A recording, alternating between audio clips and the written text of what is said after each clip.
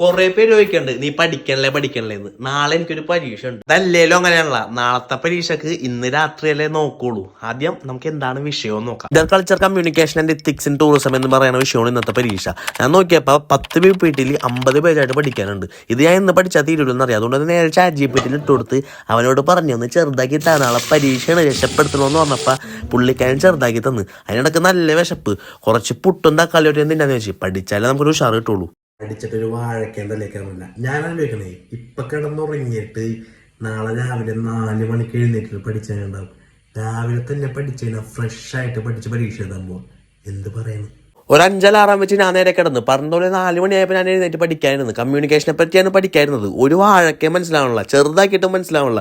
സമയം 9 മണിയായി. രാവിലെ 4 മണിക്കൊക്കെ എഴുന്നേറ്റിരുന്ന് പഠിക്കായിരുന്നാണ്. ഇടയ്ക്ക് ഈ ഫോണിൽ സംശയം നോക്കാൻ വേണ്ടി തുറന്നപ്പോൾ റീലിന്റെ ഇടയ്ക്ക് പോയി. അവിടെ നിന്ന് ഉറക്കത്തിലോട്ട് പോയി. ഇപ്പൊ 9 മണി. ഇനി പരീക്ഷക്ക് 3 മണിക്കൂറും കൂടി. മഞ്ഞ അവിടെ ചെയ്യണം. നമുക്ക് കുളിക്കാല്ലേ, പരീക്ഷ പോവല്ലേ. ഏത്